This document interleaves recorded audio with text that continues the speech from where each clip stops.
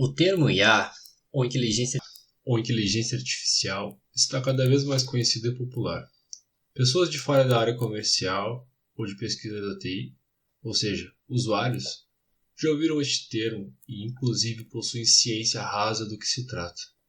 O mesmo termo foi popularizado principalmente por filmes de ficção científica, como por exemplo, Exterminador do Futuro e Skynet. Mas além de ser citada por filmes, a IA está também entrando na área de produção de vídeos. Este vídeo, feito por mim, Nicolas Freitas, e meu colega Evandro Lutz, fez explicar uma dessas IAs de manipulação de vídeo, a IA chamada DAN, que tem como objetivo tornar vídeos que parecem ter um aspecto mais travado para um aspecto mais fluido, sem precisar de ação humana. Mas antes de começar a explicar como essa inteligência artificial funciona, precisamos entender algumas coisas. Meu estimado colega Evandro Lutz irá explicar estes conceitos bases para que o resto do vídeo faça sentido para a maioria.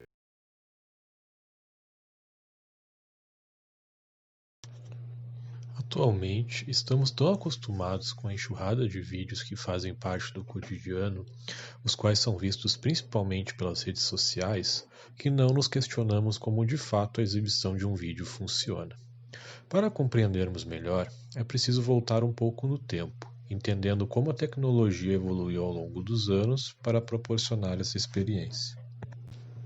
A história da filmagem está ligada à descoberta da fotografia e, posteriormente, ao desenvolvimento de técnicas de exibição de fotos em sequência, a partir de determinada velocidade.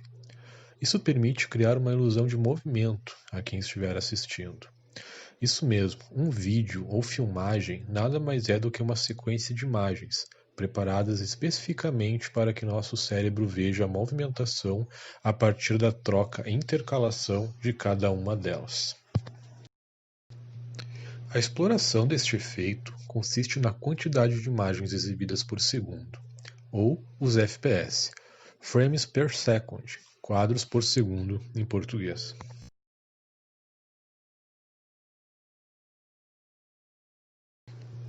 Ok, mas o que são FPS?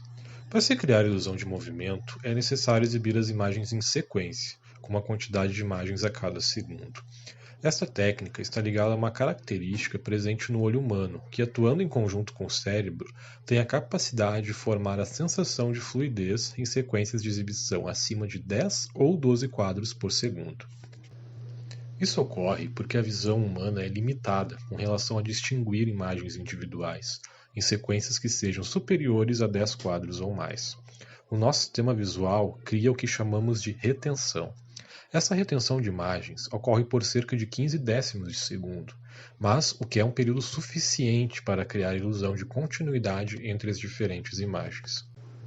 Ao longo da evolução das primeiras técnicas de filmagens analógicas, algumas variações de frames ocorriam durante as gravações, seja por conta da grande parte das máquinas terem acionamento manual ou por conta também da qualidade dos rolos de filme e das técnicas da época. Ao longo dos anos, ocorreu a ascensão do uso de 24 quadros como um padrão para a indústria, na maioria dos casos, em parte por conta do custo. 24 quadros era definido como o ideal entre qualidade e a quantidade de rolos de filmes utilizados nas câmeras. Grande parte dos filmes que foram gravados ao longo da história do cinema utiliza esse padrão, porém os primeiros, especialmente vídeos menores e mais curtos, ficaram condicionados aos baixos FPS utilizados na época.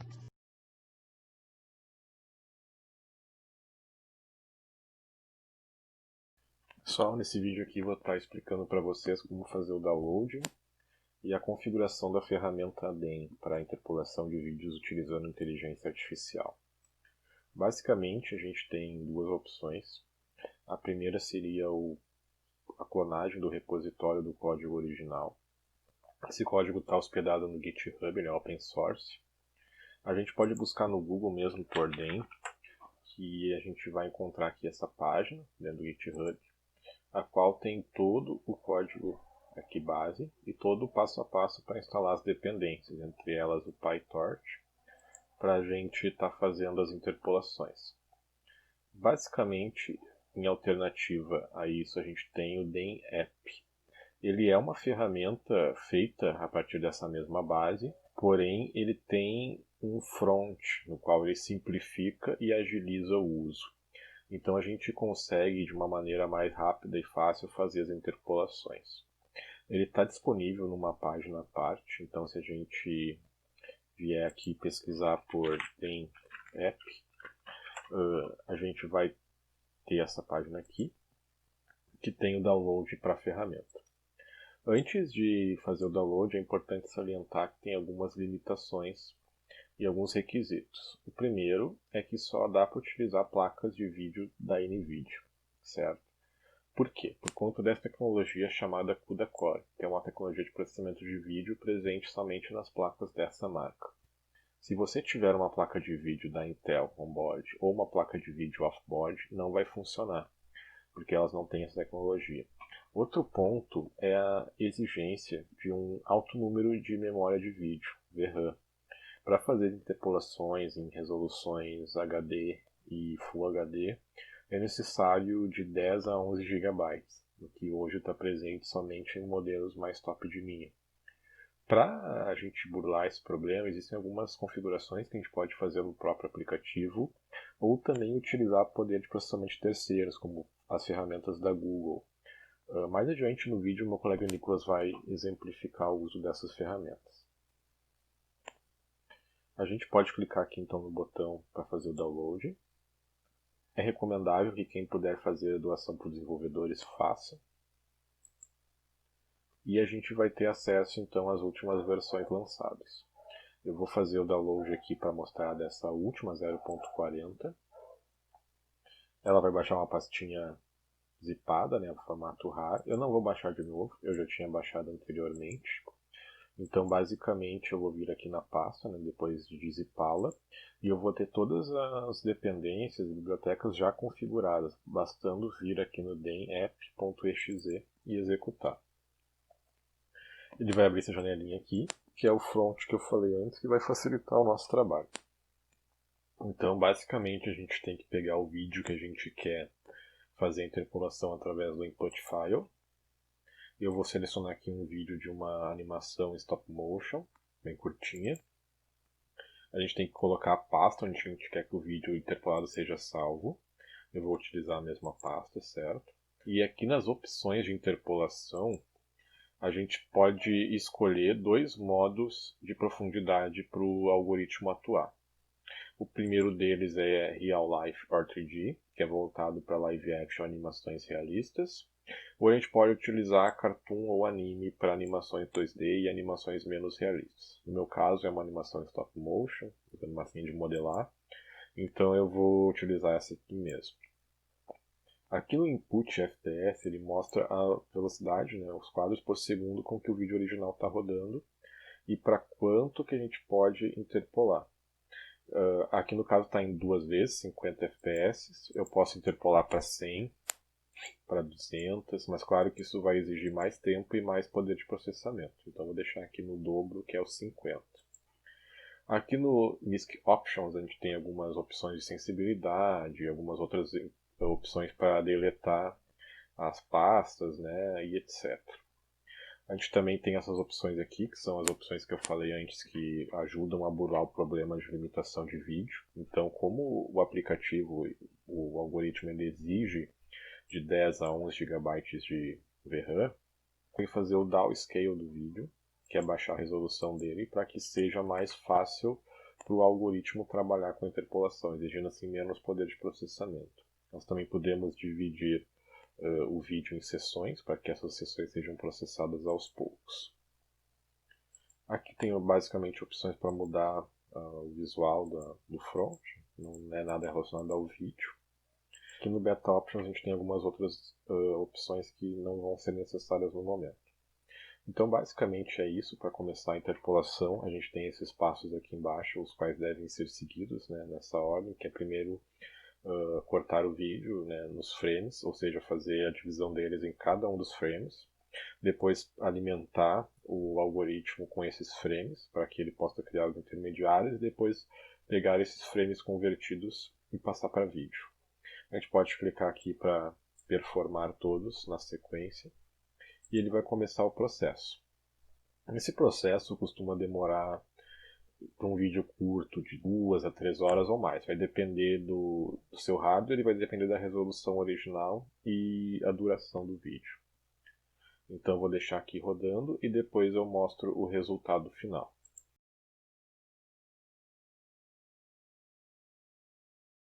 Segundo o site Hardware Brasil, em 2019, na lista de placas de vídeos vendidas para pessoas físicas, não aparece nenhum modelo que atenda os requisitos mínimos para interpolar vídeos em 720p, ou também conhecido como HD, a 60 frames por segundo. Estes mínimos, segundo nossos experimentos, são de aproximadamente 9.2 GB de VRAM, que é a memória da placa de vídeo. E a placa de vídeo obrigatoriamente precisa ser da marca NVIDIA, por causa da API dos CUDA cores que é consumida pelo DEM. Para as pessoas que não têm processamento gráfico necessário para interpolação, existe uma alternativa que é o Google Colab. Nele dá para rodar os códigos usando máquinas do Google. Desta maneira, não há problemas de limitação de hardware para rodar o DEM.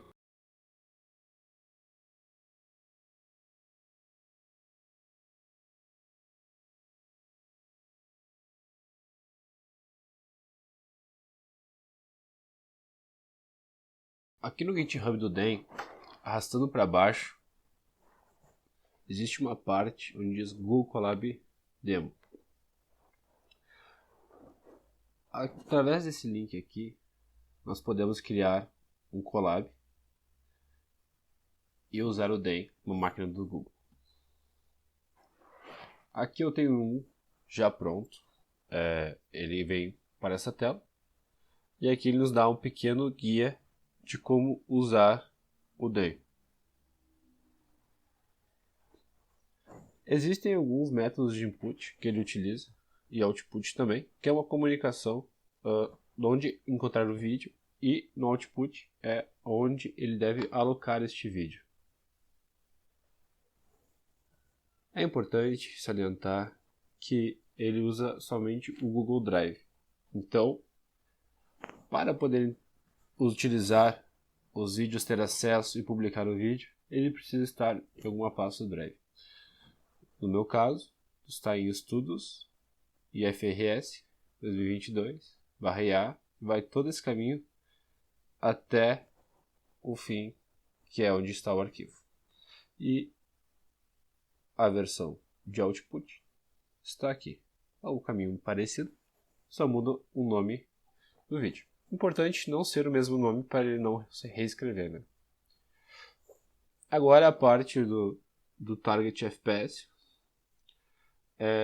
Aqui nesse Target FPS é o quanto de FPS a gente quer que esse vídeo tenha, né? Ele sempre tem que ser positivo e acima dos frames do que o vídeo já contém. O mais importante aqui é salientar que quanto mais FPS, mais demora o vídeo. Eu tentei uma vez colocar 75 FPS e esse vídeo ia demorar mais ou menos 9 horas na máquina do Google, rodando, processando, para chegar a esse nível de FPS. Como se trata de uma inteligência artificial e ela interpola frames, e ela precisa criar frames artificiais, quanto mais frames se colocar, mais chances de ter problemas com oclusão de objetos e menos suavidade no vídeo, dando a impressão de que isso não foi gerado naturalmente. Esse Frame Input Directory, ele é onde vão ficar esses frames intermediários, e o output é onde vão ficar os frames criados, né? Porque o DEM funciona dessa maneira, ele bota os FPS, né, aqui, cada frame como se fosse uma imagem, e ele cria novas aqui e vai intercalando, né? Bom, aqui tem marcação de resize hotfix, né? E auto remove png directory. Esse cara aqui, ele já vem marcado por padrão. Esse aqui é bom deixar marcado porque ele vai auto-remover o diretório de PNGs que ele criou, né? No final, como foi explicado antes, o vídeo é uma sequência de PNGs, ou imagens de outros formatos também, passados de maneira rápida, né?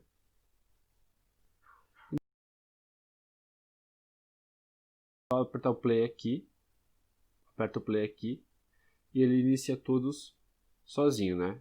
Todos os passo a passo. Ele tem a parte de integração com o G-Drive. Ele também tem aqui a instalação de dependências lá na máquina do Google, né?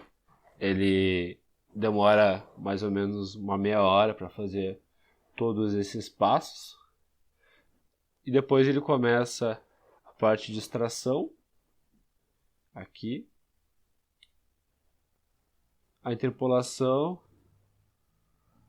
E aqui ele vai misturar os frames do DEM que ele criou com os originais. E aqui ele vai criar o vídeo. Depois ele vai verificar aquela flag auto-remove e vai remover o diretório de PNG.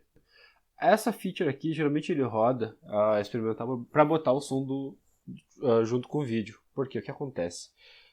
No DEM, como ele trata mais da parte de imagens, de frames, ele ainda não dá suporte para manter o áudio. Então ele remove o áudio desse vídeo. Ele não fica no mesmo tempo. A gente ainda não descobriu o motivo, mas o vídeo final que a gente testou, ele acabou ficando mais curto do que o vídeo original, na questão de tempo. Mas se for ver a quantidade de quadros, o tempo que deveria ser, era para ser igual. Ele mostra tudo.